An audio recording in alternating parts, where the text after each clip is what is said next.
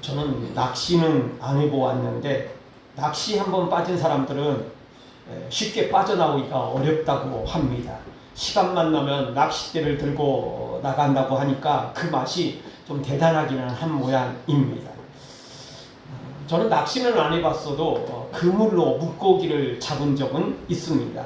투망을 던진 건 아니고 그냥 이렇게 양쪽에 대나무 같은 걸로 막대기 같은 걸로 있고 안에 이제 그물이 있는 것입니다.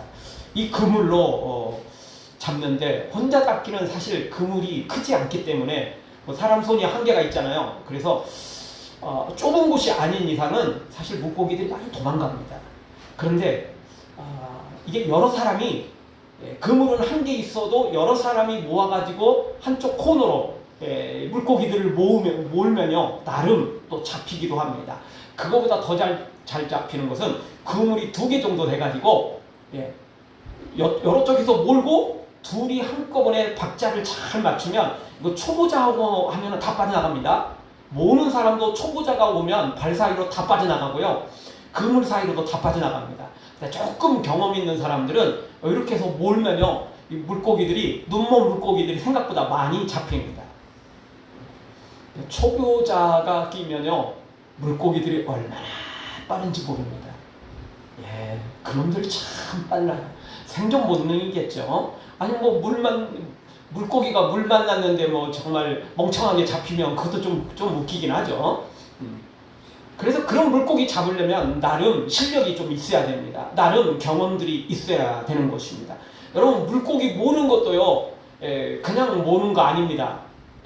그냥 뭐 첨벙첨벙만 한다고 물고기가 몰아지는 게 아닙니다. 그냥 막 소리를 막 지르고요. 그러면서 막 그냥 막 정신없이 해야 물고기들도 정신을 좀 이렇게 잃게 됩니다. 그런 놈들이 눈 멀고 걸리는 것입니다. 차분하게 야 물고기야 코너로 좀 가라 뭐 이러면서 몰면 다 도망갑니다. 한 마리도 남지 않습니다. 그런데 오늘 성경은 바로 이 물고기 잡는 그물로 물고기를 잡는 장면이 소개되고 있습니다. 사실 이 마태복음 13장의 이 비유장 중에서도 특별히 이 말씀들은 사실 예수님의 제자들만 대상으로 하는 말씀입니다. 무리 전체가 아니에요. 무리 전체에게는 이 말씀을 전해주었고 구체적으로 구체적인 내용을 이렇게 소개한 것은 바로 제자들만 모아놓고 한 것입니다. 뭐 요즘식으로 말하자면 저자특강, 일타강사 특강, 예수님의 특별 과외였어요. 예수님도 제자들에게 과외를 시켜주신 거예요. 특별 과외 말입니다. 바로 그 내용이 오늘 내용인 것입니다. 오늘 이 시간에 우리도 예수님의 이 특별 과외를 받아야 돼요. 특별한 하나님의 음성을 들어야 돼요. 새로운 계시를 들으라는 게 아니고 오늘 똑같은 말씀이지만 이 말씀을 귀로 듣고 그냥 끝내버리는 게 아니고 귀로 듣고 머리로 들어가고 가슴으로 들어와서 우리의 삶으로 적용될 만큼 특별한 은혜의 말씀으로 들어야 된다는 것입니다. 한 귀로 듣고 한 귀로 흘리는 사람들 너무 많아요. 그냥 귀로만 듣고 머리로만 그냥 지식으로만 알고 끝나는 사람들이 너무 많기 때문에 오늘 우리는 예수님의 말씀을 성령으로 듣고 생명의 말씀으로 듣고 그리고 우리의 눈으로 귀로 마음으로 들어서 우리 모두 하나님의 사람들로 예수님의 참 제자로 세워지는 놀라운 은혜가 있기를 주의 이름으로 축원합니다. 첫 번째 주시는 말씀은 천국은 물고기를 잡는 그물과 같다는 것입니다. 여러분 제자들은요 12명인데 그 중에 여러 명이 어부 출신들이었습니다. 그리고 갈릴리 출신들이 좀 많기 때문에 또 설사 어부가 아니라 할지라도 어부에 대해서 물고기 잡는 것에 대해서 나름 구경도 해봤고 나름 들어본 적도 있고 본 적도 있는 사람들이 굉장히 많았습니다. 오늘 성경은 갈릴리에서 이루어지는 바로 그 그물을 던지고 물고기를 잡는 그런 내용을 소개하고 있습니다. 47절에 보면 바다라는 표현을 쓰고 있는데 사실은 바다가 아니고 호수입니다.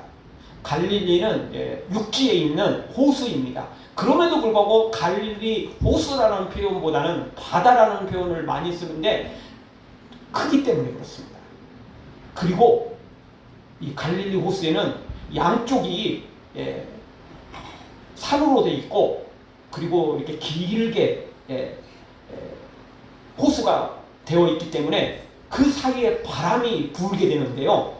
계곡이 굉장히 골짜기가 굉장히 크기 때문에 그리로 지나가는 바람이 굉장합니다. 그래서 마치 바다처럼 풍랑이입니다. 거친 파도가 쳐요. 잔잔할 때는 진짜 잔잔하거든요. 근데 순식간에 바람이 불고 파도가 치기 때문에 바다라고 이야기를 하는 것입니다. 그리고요, 물고기가 굉장히 많습니다. 저도 성지순례 가서 그 갈릴리 호수 해변가에 그 호수 거기서 머물렀는데요. 잔잔합니다. 그런데 갑자기 풍랑이 치는 것입니다. 이 갈릴리 호수는요, 해수면보다 훨씬 더 낮습니다. 서쪽으로 가면 이제 지중해가 있고요.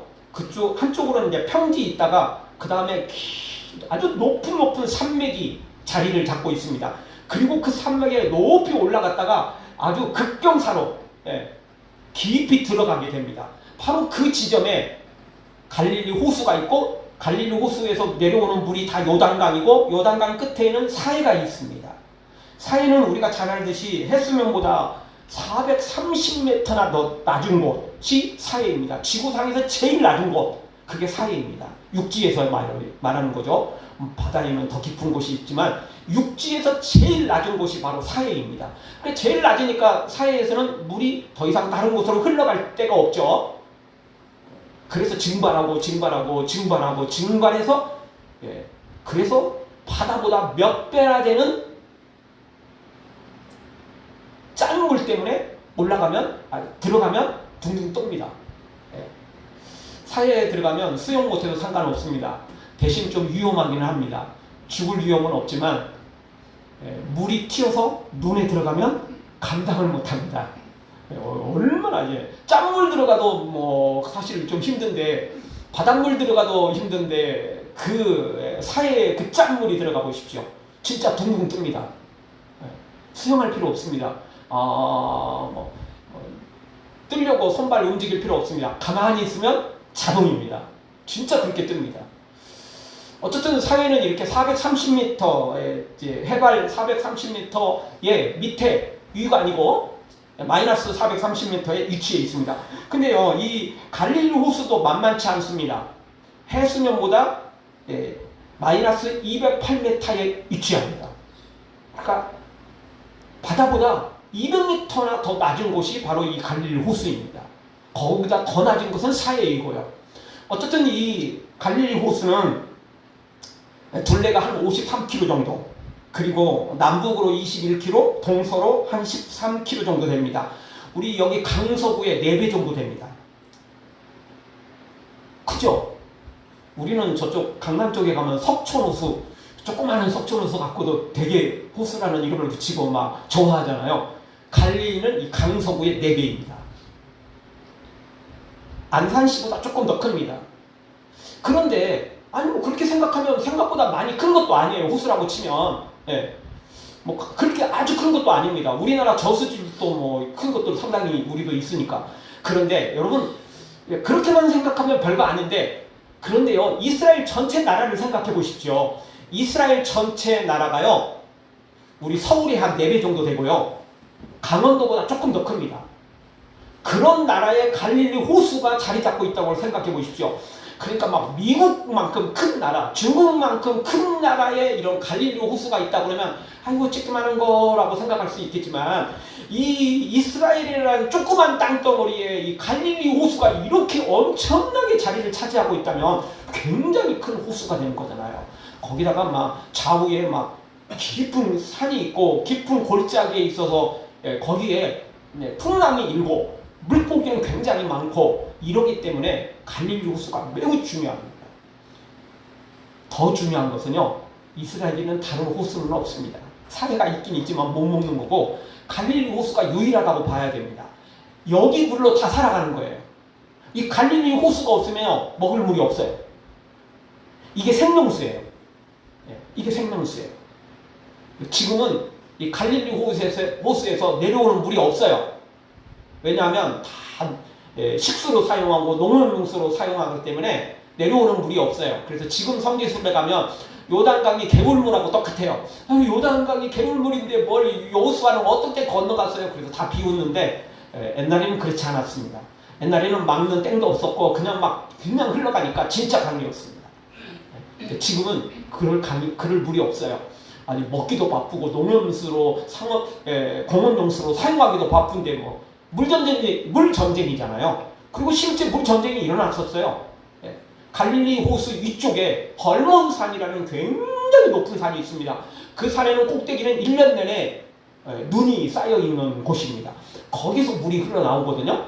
근데 그 꼭대기에서 뭐 우리나라도 백두산이 있지만 백두산은 물이 양쪽으로 흐르게 되죠. 중국 쪽으로도 흐르고 북한 쪽으로도 흐르고 그러는데 거기 백두산 꼭대기를 점령하면 어떻게 되죠? 한쪽 문은 막고 한쪽으로만 물을 틀을 수 있잖아요. 그래서 전쟁을 통해서 이스라엘이 그 헐몬산을 점령해버립니다. 그래서 물을 다른 곳에는 안 보내고요. 갈릴리 호수 쪽으로만 물을 보냅니다. 그래서 다 사용하고 있어요. 진짜 물전쟁이에요. 그래서 다른 나라, 주변 나라 사람들은 이스라엘을 되게 욕합니다. 그리고 지금도 여전히 막 그렇게 서로 원수처럼 지내는 이유는 다 그런 배경들이 있는 것입니다. 다시 돌아와서 자, 이 갈릴리 주변에 있는 사람들은 이 어부 출신들이 굉장히 많고 그렇게 먹을 곳이 없는 곳에서 이 물고기를 잡는다는 것은 매우 중요한 식량이고 매우 중요한 직업 중에 하나였습니다. 물론 이스라엘 사람들은 주로 목축업, 소나 양을 키우는 목축업이 주지만 그러나 이 갈릴리 주변들은 어부 출신들이 많았어요. 물고기가 굉장히 중요한 것이었습니다. 그래서 오늘 성경은 예수님이 그 비유를 통해서 말씀하시는 겁니다. 천국은 물고기를 잡는 그물과 같다. 천국이 곧 그물이다. 이렇게 표현한 것입니다. 여기서 던지는 그물은요, 낚시도 아니고요. 그리고 간단히 던지는 투망도 아닙니다. 말 그대로 에임망입니다. 에임망이 뭐냐면 그 그물 끝에 납덩어리를 달아가지고요, 그냥 바닥부터 끌어 모으는 겁니다. 그렇게 안 하면 어떻게 물고기를 잡을 수 있게 다 빠져나가요? 뭐 개울물에서는 그냥 아까 처음 제가 말씀드렸던 것처럼 그물 이렇게 바닥에 이렇게 쭉 훑어가면 잡혀요. 근데 갈릴리 호수는 깊지 않아요. 굉장히 깊습니다. 근데 그런 거 못 잡잖아요. 그래서 우리도 이따금씩 중국 어선들이 서해안에 들어와가지고 그 납덩어리 같은 거 그렇게 그냥 막 바닥까지 다 훑는다고 그러잖아요. 시도 남기지 않고 다 훑어간다고 그러잖아요. 그리고 우리나라 어부들은 서해안에 사는 어부들은 작은 물고기들은 다시 풀어준답니다.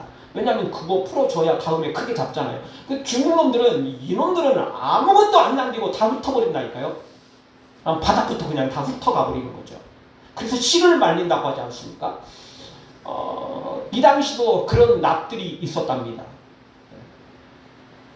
그래서 바닥까지 그게 그물이 닿아야 물고기를 잡을 수 있는 거 아니겠어요? 안 그러면 다 빠져나가요. 그런 단순한 그물 갖고 못 건져요. 시냇물 아닙니다. 개울물 아닙니다. 그럼에도 불구하고 뭐 여기는 문제될 건 없죠. 왜냐하면 뭐 깊은 데로 들어갈 수도 없고 그렇게 큰 그물이 옛날에 있을 수도 없었고요. 그래서 이제 해변가를 중심으로 호수 주변으로만 이제 물고기를 잡게 되는데 그래도 그 물고기가 굉장히 많았다는 것입니다. 오늘 성경 47절을 한번 보죠. 같이 한번 보겠습니다. 또 천국은 마치 바다에 치고 각종 물고기를 모으는 그물과 같으니. 천국은 세상의 수많은 사람들을 교회로 이끄는 그런 곳이라는 겁니다. 그래서 이 바다는 세상을 가리키고요. 그물은 바로 천국을 가리켜서 사람들을 모으는 겁니다. 이 물고기는 사람을 가리키고요. 그래서 교회는요, 대상을 가리지 않습니다. 빈부귀천, 남녀노소 이런 거 아무도 가리지 않습니다. 그냥 누구나 오도록 누구나 오도록 초청합니다. 누구나 부릅니다. 부자만 되고 성공한 사람만 되고 너는 뭐 가난해서 안 되고 너는 뭐 멍청해서 안 되고 너는 못나서 안 되고 이런 거 없습니다. 교회는 누구나 부르는 것입니다. 그냥 금을 치고 아무나 부르는 것입니다. 누구나 부르는 곳이 바로 교회인 것입니다. 그래서 오늘 성경도 각종 물고기를 모은다는 거예요. 이 물고기 저 물고기 하지 않는다는 거예요. 우리나라도 많은 어부들이 있지만 배를 타고 나가지만 대부분 오징어를 잡는 배는 오징어만 잡습니다. 다른 건 잡히지도 않고요. 어쩌다 잡혀도 그냥 먹기 위해서 조금 그걸 뭐 또 하기도 하지만 그런 거 별로 신경 안 쓴답니다. 자기 분야가 있어요. 괜히 다른 거 신경 쓰다가 다 놓치는 것입니다. 그물도 똑같은 그물이 아닙니다. 다 물고기를 잡는 그물마다 그물의 종류가 다르고요. 그 만든 그물이 다 다르죠. 어쨌든 이때는 이런 거 안 가리는 거예요. 모든 물고기, 각종 물고기를 다 잡아 드리는 거죠. 교회는 그런 곳입니다. 교회는 이런 사람 저런 사람 상관없어요. 아무나 오는 겁니다. 누구나 오는 것입니다. 가리지 않습니다. 너는 이래서 안 되고 너는 저래서 안 되고 이런 거 없습니다. 교회는 누구나 찾아올 수 있고 누구나 또 하나님도 부르고 계시는 곳이 바로 교회입니다. 사랑하는 성도 여러분, 다른 자격을 요구하지 않고 우리도 그래서 부름받은 것입니다. 자격이 있다면 우리도 걸렸겠죠. 우리도 쫓겨났겠죠. 우리도 이 자리에 들어올 수 없었겠죠. 그러나 하나님은 자격을 논하지 않습니다. 누구든지 다 부르셨습니다. 우리를 열애 없이 우리를 부르신 주님 앞에 우리 감사하며 찬양하기를 주의 이름으로 축원합니다. 두 번째 주시는 말씀은 마지막 날에는 의인 중에서 악인을 골라내어 버리는 때가 있다라는 것입니다. 오늘 성경 48절을 보죠. 48절 한 목소리로 보겠습니다. 그물에 가득함에 물가로 끌어내고 앉아서 좋은 것은 그릇에 담고 못된 것은 내버리느니라. 아멘. 근데 이 말씀 보면 조금 이상하긴 하죠. 궁금증이 하나 있죠. 아니 그 옛날 그 시절에 먹을 것도 별로 없는 가난한 시절에 아니 물고기를 잡았으면 다 먹어야지 뭘 또 버리고 뭔가는 또 이렇게 곤란해서 왜 이러고 있어? 못 먹는 게 있을 수는 있겠죠. 네. 근데 여기서 보면 좋은 것은 그릇에 담고 못된 것은 내버린다 이렇게 표현하고 있어요. 이게 왜 그럴까? 다 먹어야지 뭘 못 먹고 있어? 뭘 버려? 먹을 게 없어서 못 먹지 뭐 버릴 게 어디 있어요. 근데 이 내용만 보면 이해가 안 되지만 우리는 구약 성경으로 이런 때는 돌아가야 됩니다. 구약 성경 레위기에 보면 이스라엘 백성들은 아무거나 먹을 수 없었어요. 우리가 잘 아는 대로 굽이 갈라지고 되새김질하는 육식은 이런 거였죠. 그래서 소나 양 이런 것만 먹었죠. 구약 시대에는 돼지는 안 먹었어요. 왜? 돼지는 굽은 갈라졌지만 되새김질을 못 하잖아요. 근데 진짜 하나님이 진짜 그걸 잘 만드시긴 하셨어요. 잘 가르쳐 주셨어요. 왜냐하면 지금같이 냉장고가 있고 또 도축을 해도 정말 위생적으로 잘하는 데는 문제될 게 없지만 그 옛날 냉장고도 없지. 돼지고기는 쉬상하고 잘못하면 큰일 나죠. 돼지고기를 육회로 먹을 수는 없잖아요. 잘못 구우면 뇌에 기생충 들어가갖고 그런 뉴스도 나왔잖아요. 근데 소고기에는 그런 게 없어요. 그러니 하나님께서 위험한 거, 아주 위험한 거 이런 것들은 구약시대에 못 먹게 하셨던 거예요. 신약에 와서는 이제 상관없습니다. 이런 걸 보면 사실 신약을 사는 우리는 또 더 감사해야 돼요. 구약시대보다. 왜냐하면 구약시대에 살았으면 여기 돼지고기 좋아하시는 분들 많은데 못 먹었을 거라고요. 네. 안 좋아하는 소고기만 먹을 수 있었다고요. 네. 소고기 좋아하시는 분이야 쌍수 들고 환영하겠지만 돼지고기 좋아하는 사람들은 이게 진짜 구약시대에 살았으면 여러분 돼지고기 맛도 못 봤을 거라고요. 이방 지역에 살았으면 문제될 게 없겠지만 이스라엘 백성으로 태어났다면 하나님의 백성으로 또 부름받았다면 못 먹었을 거라고요. 지금은 상관없습니다. 지금은 그 음식 상관없습니다. 어떤 음식이든지 주님께 영광이 되고 주님을 기쁘시게 해드리고 주님을 위한다면 어떤 음식이든지 상관없겠죠. 그러나 구약시대에 이런 게 있었어요. 그리고 생선도요 제한이 있었어요. 어떤 생선인지 먹을 게 아니고요, 바다에 살든 강에 살든요 두 가지가 있었어요. 지느러미와 비늘이 있어야 돼요.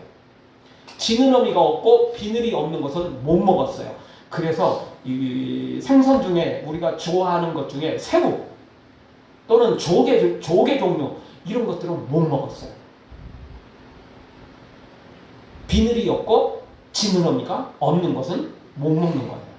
그래서 지느러미가 있고 비늘이 있는 것만 먹었거든요. 그래서 오늘 이거예요. 그러니까 구약 성경에 맞추어서 부정한 것은 못 먹고 못된 것이니까 내버려야 됐어요. 물고기가 수없이 잡히지만 그 중에 비닐이 있는 거, 지느러미가 있는 것만 골라내서 그릇에 담고 나머지는 다 다시 버려야 돼요. 나머지는 다시 또 호수에 던져 넣어야 돼요. 그래서 여기 구분하는 작업이 나온 겁니다. 지금은 뭐 상관없죠. 뭐든지 다 먹으니까. 지금은 잡으면 그냥 그대로 가져다가 팔면 되는 겁니다. 그러나 예수님 시대만 해도 여전히 율법이 적용됐던 것이니까 예수님께서 이제 그 작업을 바꾸시는 과정 속에 있었죠. 그러니까 그 전까지만 해도 다 이렇게 어부들은 모든 물고기를 잡아다가 파는 게 아니고 내다 놔도 팔리지도 않고요. 그럼도 안 되고요.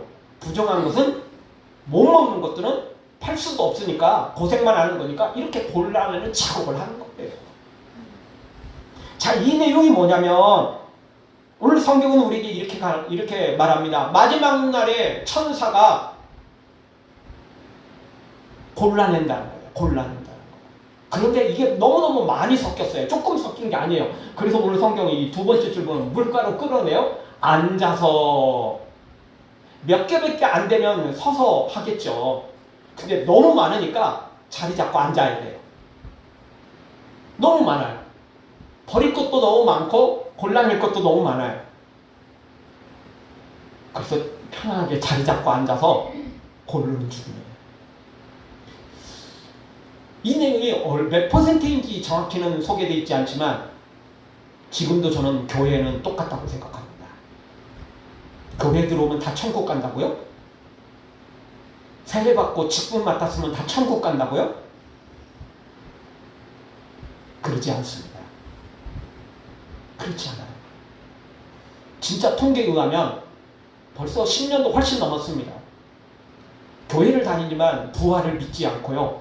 교회를 다니지만 재림을 믿지 않는 사람들이 교회 안에 많습니다. 이 비율이요 40%를 넘어갔었습니다. 아마 지금은 더 많을지도 모르겠죠. 아니 더 줄었을지는 모르겠습니다. 왜냐하면 코로나 이후로 날라리 신자들이 많이 빠져나가는 바람에 나름 알짜들이 이제 조금 더 모였기 때문에 더 줄었을지는 모르겠습니다. 그래도 교회 안에는 여전히 부활도 믿지 못하고 재림도 제대로 믿지 못하는 사람들이 많이 있다는 것입니다. 그래서 곤란한다는 거예요. 좋은 것만 그릇에 담고요. 정한 것만 그릇에 담고 부정한 것들, 못된 물고기들은 버리는 거예요. 먹을 수 없는 거거든요. 천국도 이와 같습니다. 의인들만 골라내서 천국에 들어가는 것이고요. 악인들은 버려지는 것입니다. 그게 천국의 모습입니다. 물고기를 다 잡고 난 다음에는 반드시 이 작업을 거친다라고 오늘 성경이 우리에게 가르쳐 주고 있는 것입니다. 그래서 우리가 마지막 날 내 개인적인 종말이 오든 예수님이 재림하셔서 이 세상에 종말이 오든 하여튼 종말의 때는 반드시 이 작업을 천사들이 거치게 돼 있다는 것입니다. 이 천사들한테 여기서 뇌물 줘서 적당히 야, 눈 좀 감아줘라 이게 안 된다는 것입니다. 뇌물이 안 통해. 딱 있는 그대로만 하기 때문에 우리는 무조건 죄 씻음을 받고 십자가 보혈로 씻음 받고 정한 사람이 돼야 돼요. 부정한 사람이 아니고 못된 물고기가 아니고요.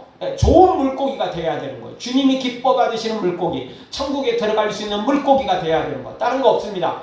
예수 그리스도의 십자가 보혈로 죄 씻음 받아야만 가능한 것입니다. 사랑하는 성도 여러분, 천국은 누구나 불렀지만 아무나 들어가는 거 아닙니다.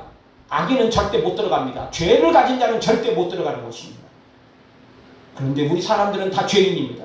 아담과 하가 선악과 따먹고 그 선악과 따먹은 모든 후손들은 태어날 때부터 유전적으로 죄를 가지고 태어났어요. 그래서 십자가 보혈로 씻음 받지 않는다면 그 누구도 천국에 들어갈 수는 없는 것입니다.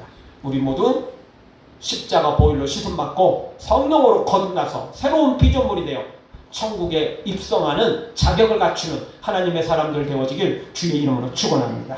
마지막 세 번째로는 따라서 교회에 있다 안심하지 말고요. 끝까지 십자가 붙잡고 살아야 됩니다. 난 교회 다니고 있어. 나 세례 받았어. 나 직분도 맡았어. 나 봉사도 하고 있어. 이걸로 만족하지 말라는 거예요. 우리가 끝까지 붙잡고 갈 것은 십자가입니다. 십자가. 다른 거 없어요.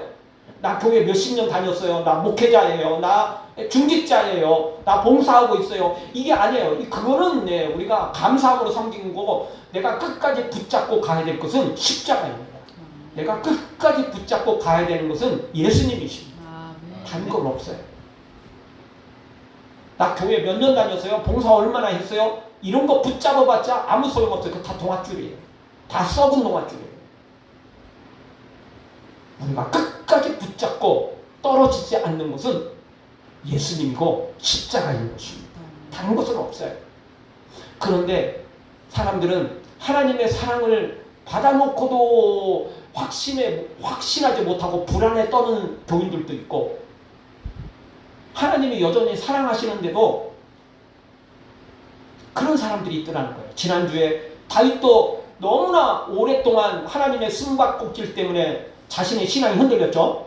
그렇지만 다윗이 믿었던 건 뭡니까? 자신의 믿음을 믿은 게 아니고, 자신의 신앙을 믿은 게 아니고, 자신의 어떤 걸 믿은 게 아니고 하나님의 사랑을 믿었어요. 하나님은 나를 절대 버리지 않아. 내가 흔들릴 때도 다시 기회를 주시고 은혜를 주셔. 그래서 하나님의 사랑을 믿었지 않습니까? 하나님의 사랑을 의지했지 않습니까? 우리도 똑같아요. 네. 나를 바라보면 믿음이 좋을 때도 있지만 믿음이 흔들릴 때도 있거든요. 시험 들 때도 있잖아요. 나를 바라보면 안 돼요.